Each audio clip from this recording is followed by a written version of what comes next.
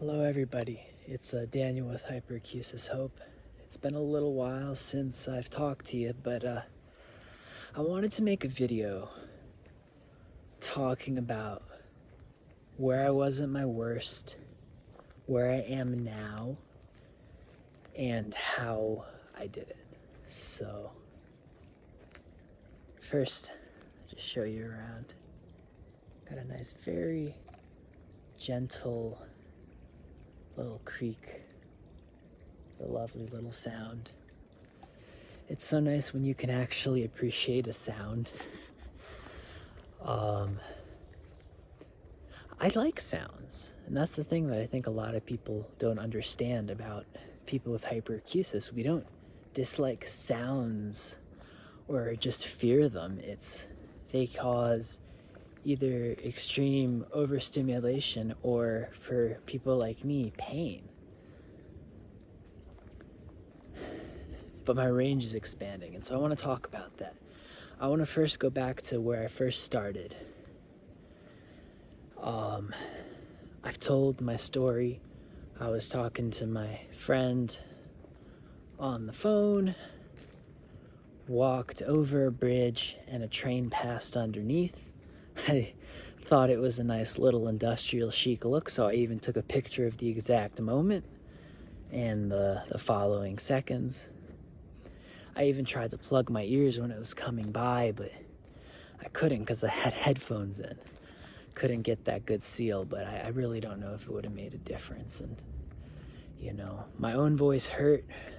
I thought I'd sleep it off. And then, it's a week later, and the shower starts hurting. My own voice still hurts. Driving starts being uncomfortable.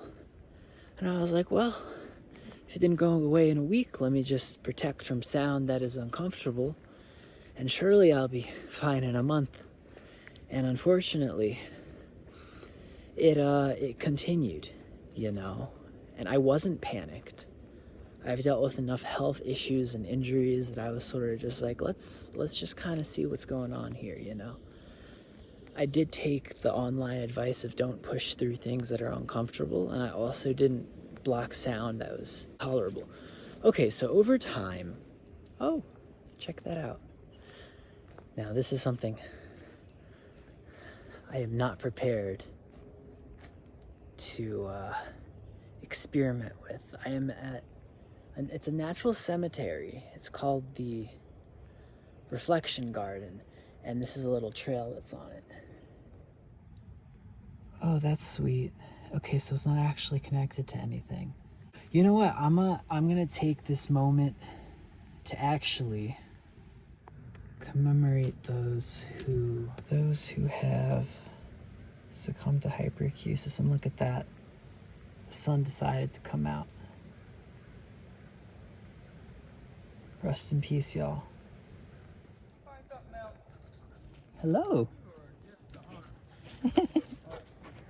Got a visitor. Howdy, how's it going? I'm hanging in. How about yourself? Good. Good to hear. I didn't plan this at all. Wow. Wasn't expecting to take a little moment, but let's remember those people who couldn't take the pain anymore, and keep pushing forward in their honor. So I'm gonna continue with my story. So I had an accident not too long after that, and honestly, it didn't immediately make things a whole lot worse, but what happened is I lost my vehicle and I lost my momentum. Over the next couple months, I found that I could go outside pretty much only with double hearing protection. Cooking and stuff with double hearing protection. And my diet got worse. Overall, my other health conditions were flaring, and I got to the point where I pretty much couldn't even cook. Even with double protection, the pain was too bad. Sheets rustling together. Flushing the toilet I actually had the person I was living with help me with that. I mean, it was really bad. I tried, after a few months, of being stuck, to walk to the gas station 7 minutes down the road with double hearing protection, and that gave me a setback, and I actually still have the tinnitus tone from there, but it's very quiet now. So I was bad. I was not functioning. I pretty much couldn't go anywhere. And I was lucky enough to be able to move to a place where I had my own room and I could close the door, and the house was big enough that I could kind of have my own space. But this was still a very difficult period, having moved. I remember, I spent months indoors, and then for the first time I went outside and I went for a walk. And then I remember the next day I felt up for it again. But on my way down, the person I lived with put something down on the table and gave me such a bad setback that I think I waited another few days before trying to go out again. I then started going out at night. Had a couple good days during the summer when it was warm at night. Something about when it's cold, I am more stressed and anxious, and my body follows suit.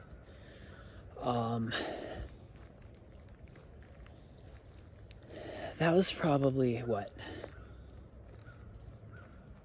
a year ago at this point. And I've had ups and downs since then. I remembered that week where I was going for those little walks at night, either through the woods with my flashlight or through the neighborhood, but, ready to put my protection on in the rare event that a car drove by at that time of night. And I just remember just feeling just down that things had gotten worse again, And part of it was because I had lost that momentum. It became cold again, seasonal depression, poor habits. But it was one of those situations where it wasn't even necessarily mind over matter. I just couldn't bring myself to go out for a 5-minute walk, let alone go out to some other destination, unless it was like a medical appointment. And even then it was the whole production, with a lot of recovery. So things really have started shifting these past 6 months. I will soon be coming up on 2 years with hyperacusis. So in these last 6 months, the winter was awful. But even so, during that winter, I noticed that even if I would get a setback, even if I would get pain, I was slowly starting to do more things. Even if I was wearing double hearing protection to, take the trash out and put it in the plastic bag, or every week I would go to take the recycling out. I have bottled water, and so I would bring the bottles to the recycle bin, and of course, leaning down, I have limited mobility, so I couldn't get all the way down, which is really hard when you're trying to not have the bottle clang against the bottom of the recycle bin. I remember how painstaking it was that first time. And now it's just, okay, recycling needs to go out.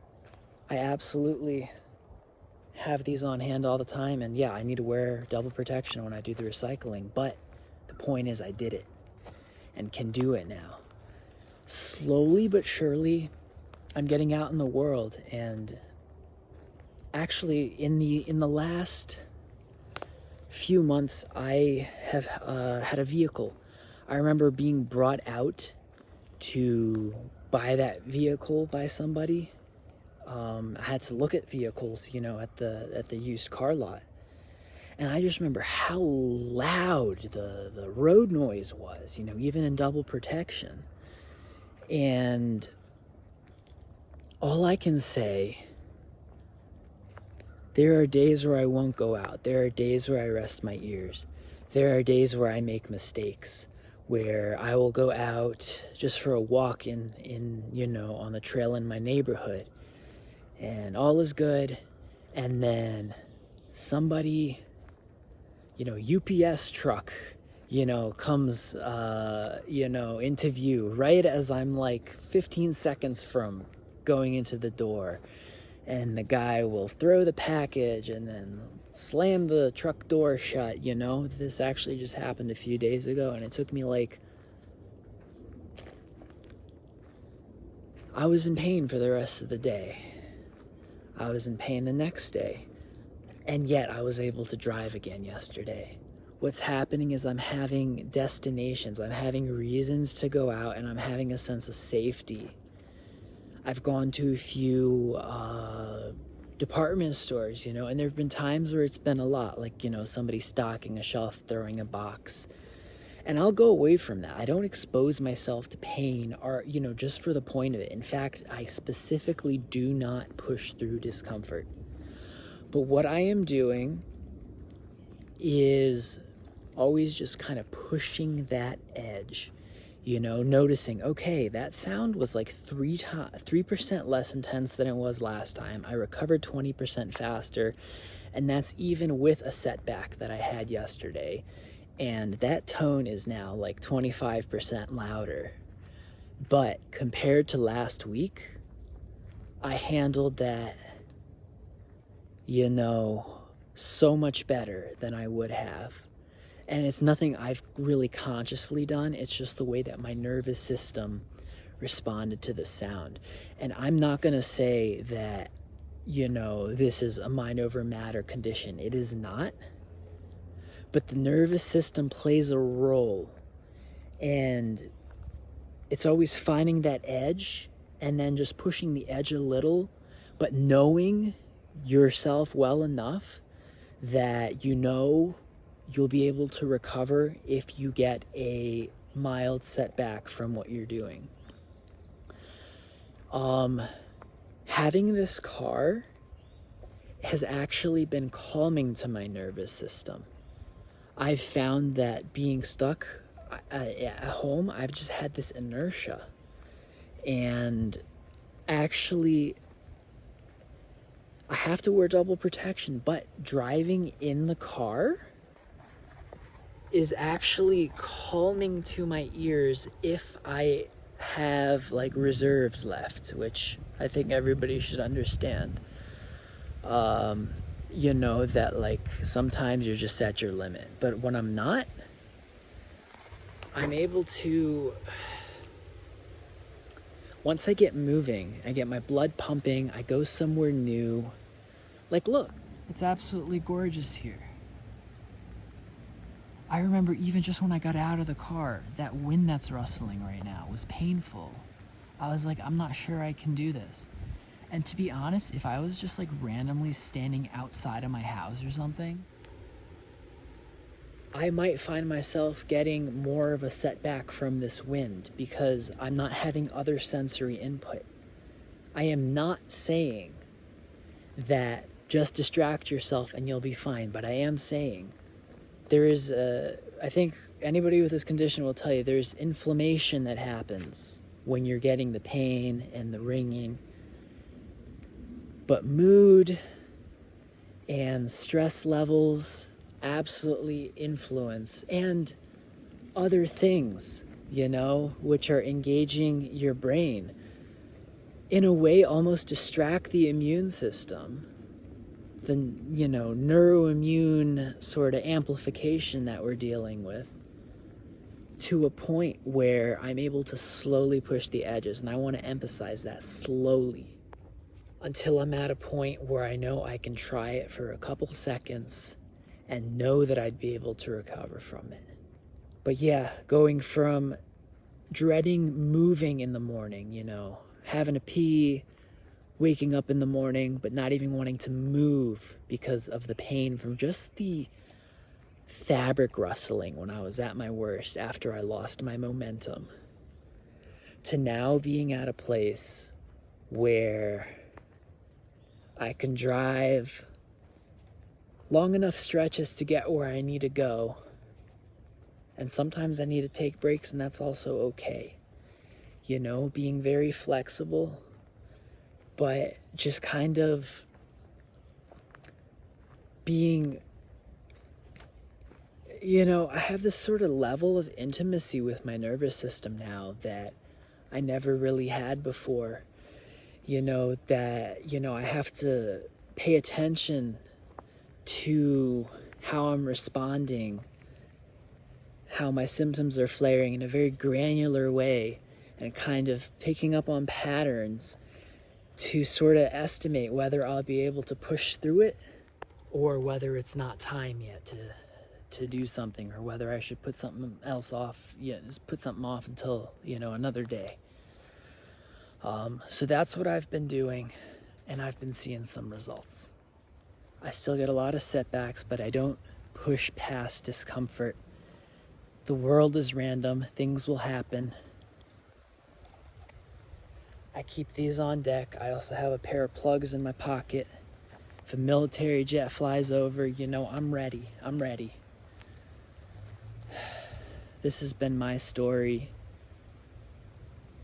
It's something beautiful, this level of intimacy, of presence, of embodiment that this is actually teaching me. Could I have done without hyperacusis? Absolutely. I'm not saying that, you know, oh, this has been a good thing in the long run. Absolutely not. This has been horrible.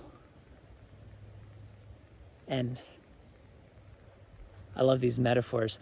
I'm not out of the woods yet,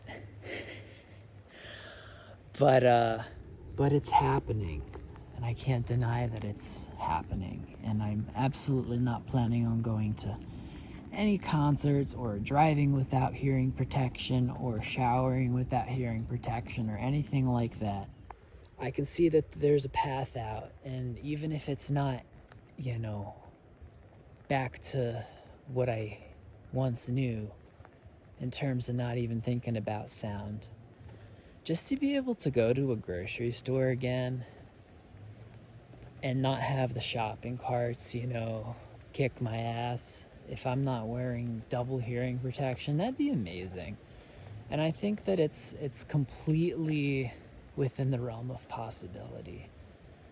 I think it could also take a long time, but I'm taking advantage of every day. I'm doing what I can. I'm building momentum. And that's how I've done it. And I hope to be able to continue to provide positive updates. Definitely some more videos coming soon. Hyperacusis hope. Peace out.